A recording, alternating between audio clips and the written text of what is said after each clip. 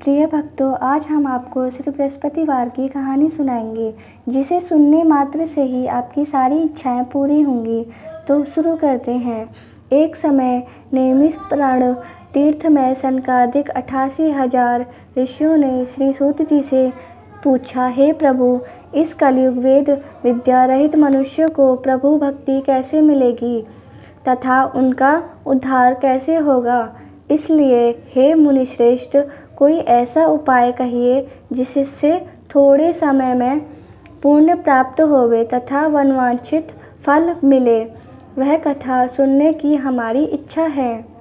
सर्वशास्त्र अज्ञ श्री सूत जी बोले, हे वैष्णवों पूज्य, आप सबने सर्व पापियों के हित की बात पूछी है। अब मैं उस श्रेष्ठ व्रत को आप लोगों से कहूँगा जिस व्रत को नारद जी ने लक्ष्मी नारायण से पूछा था और श्री लक्ष्मीपति ने मुनि श्रेष्ठ नारद से कहा था। ध्यान से सुनो। एक समय योगी राज नारद जी दूसरों के हित की इच्छा से अनेक लोकों में घूमते हुए मृत्युलोक आ पहुँचे। वहाँ बहुत योनियों में जन्म हुए सभी मनुष्यों को अपने कर्मों के द्वारा अनेक दुखों से पीड़ित देखकर यह सोचने लगे कि किस यत्न के करने से इनके दुखों का नाश हो सकेगा। ऐसा मन में सोचकर विष्णु लोक को गए। वहाँ श्वेत वर्ण और 4 भुजाओं वाले देवों में के इस नारायण को, जिनके हाथों में शंख चक्र गदा और पद्म थे तथा वनमाला पहने हुए थे, देखकर स्तुति करने लगे। हे भगवान, आप अत्यंत शक्ति से संपन्न हैं। मन तथा वाणी भी आपको नहीं पा सकती। आपका आदि मध्य और अंत नहीं है। निर्गुण रूप सृष्टि आदि भक्तों के दुखों को दूर करने वाले हो। आपको मेरा नमस्कार है। नारद जी इस प्रकार की स्तुति सुनकर विष्णु भगवान बोले कि हे मुनिश्रेष्ठ, आपके मन में क्या है? आपका यहाँ किस काम से आगमन हुआ है? निसंकोच कहो। तब नारद मुनि बोले, मृत्युलोक में सब मनुष्य जो अनेक योनियों में पैदा हुए हैं, अपने कर्मों के द्वारा अनेक प्रकार के दुखों से दुखी हो रहे हैं। हे नाथ, मुझ पर दया कर रखते हो तो बताइए कि उन मनुष्यों के सब दुख थोड़े से ही प्रयत्न से कैसे दूर हो सकते हैं। श्री भगवान बोले, हे नारद, मनुष्यों की भलाई के लिए आपने यह बहुत ही अच्छी बात पूछी है। जिस काम के करने से मनुष्य मुँह से छूट जाता है, वह मैं कहता हूँ, सुनो। बहुत पुण्य को देने वाला स्वर्ग तथा मृत्यु लोक दोनों में दुर्लभ एक व्रत है। आज मैं प्रवेश होकर आपसे कहता हूँ, सत्यनारायण जी का व्रत अच्छी तरह विधान पूर्वक करके मनुष्य तुरंत ही यहाँ से सुख भोग कर मरने पर मोक्ष को प्राप्त होता है। श्री भगवान के वचन सुनकर नारद मुनि बोले कि उस व्रत का क्या फल है, क्या विधान है और किसने यह व्रत किया है और किस दिन यह व्रत करना चाहिए, विस्तार से कहो। भगवान बोले, दुख शोक आदि को दूर करने वाला, धन्य धान को बढ़ाने वाला, सौभाग्य तथा संतान को देने वाला, सब स्थानों पर विजयी करने वाला, भक्ति और श्रद्धा के साथ किसी भी दिन मनुष्य श्री सत्यनारायण जी की संज्ञा काल में ब्राह्मण को बंधुओं के साथ धर्म परायण होकर पूजा करे। भक्ति भाव से सभ्या नवेद, केले का फल, घी, दूध और गेहूं का चूर्ण लेवे। गेहूं के अभाव में साठी का चूर्ण, शक्कर या गुड़ ले और सब भक्षण भोग पदार्थ जमा करके सहावे पर अर्पण कर देवे तथा बंधुओं सहित भोजन करावे एवं भक्ति के साथ स्वयं भोजन करे। नित्य गीत आदि का आचरण कर सत्यनारायण भगवान को स्मरण कर समाप्त समय व्यतीत करे। इस तरह व्रत करने पर मनुष्य की इच्छा निश्चय ही पूरी होती है। विशेष कालिकाल में भूमि पर यही मोक्ष का सरल उपाय है। सूत जी बोले, ऋषियों, जिसने पहले समय में इस व्रत को किया उसका इतिहास कहता हूँ, ध्यान से सुनो।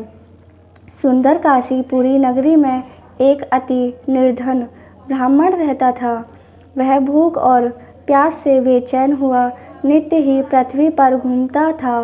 ब्राह्मण को प्रेम करने वाले भगवान ने ब्राह्मण को दुखी देखकर बूढ़े ब्राह्मण का रूप धारण करके उसके पास आकर पूछा, हे विप्र नित्य दुखी, क्या हुआ, पृथ्वी पर क्यों घूमता है? हे श्रेष्ठ ब्राह्मण, यह सब मुझसे कहो, मैं सुनना चाहता हूँ। ब्राह्मण बोला, मैं बहुत निर्धन ब्राह्मण हूँ, भिक्षा के लिए ही पृथ्वी पर घूमता हूँ। भगवान, यदि आप इसका उपाय जानते हो तो कृपा करके कहो। वृद्ध ब्राह्मण बोला कि सत्यनारायण भगवान मनवांछित फल देने वाले हैं, इसलिए हे ब्राह्मण, तू उनका पूजन कर, जिसके करने से मनुष्य सब दुखों से मुक्त हो जाता है। ब्राह्मण को व्रत का पूरा विधान बतलाकर बूढ़े ब्राह्मण का रूप धारण करने वाले सत्यनारायण भगवान अंतर्ध्यान हो गए। जिस व्रत को वृद्ध ब्राह्मण ने बतलाया है, मैं उसको करूँगा, यह निश्चय करने पर उसे रात में नींद भी नहीं आई। वह सवेरे ही सत्यनारायण व्रत का निश्चय कर भिक्षा के लिए चला। उस दिन उसको भिक्षा में बहुत सा धन मिला, जिससे बंधुओं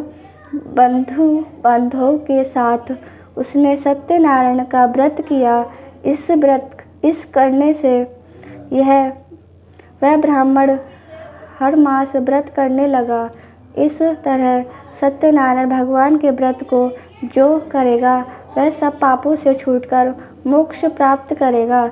आगे जो पृथ्वी पर सत्यनारायण भगवान का इस व्रत को करेगा वह मनुष्य सब दुखों से छूट जाएगा। इस तरह नारद जी ने नारायण का कहा हुआ यह व्रत सबसे कहा। हे विप्रो, अब मैं और क्या कहूँ? ऋषि बोले, हे मुनीश्वर, संसार में इस ब्राह्मण से सुनकर किस किस ने इस व्रत को किया, हम सब सुनना चाहते हैं, इसलिए हमारे मन में श्रद्धा है। सूत जी बोले, हे मुनियों, जिसने उस व्रत को किया है वह सब सुनो। एक समय वह ब्राह्मण धन और ऐश्वर्य के अनुसार बंधुओं के साथ व्रत करने को तैयार हुआ। उसी समय एक लकड़ी बेचने वाला बूढ़ा आया और बाहर लकड़ियों को रखकर ब्राह्मण के मकान में गया। पास से दुखी लकड़हारे ने व्रत करते देखकर ब्राह्मण को नमस्कार करने लगा कि क्या आप यह क्या कर रहे हैं और उसके करने से क्या फल मिलता है, कृपा कर मुझसे कहो। ब्राह्मण ने कहा, सब मनोकामनाओं को पूरा करने वाला यह सत्यनारायण भगवान का व्रत, इसकी कृपा से मेरे यहाँ धन धान्य आदि की वृद्धि हुई है। ब्राह्मण से इस व्रत के बारे में जानकर लकड़हारा बहुत प्रसन्न हुआ। चरणामृत और प्रसाद लेकर अपने घर को गया।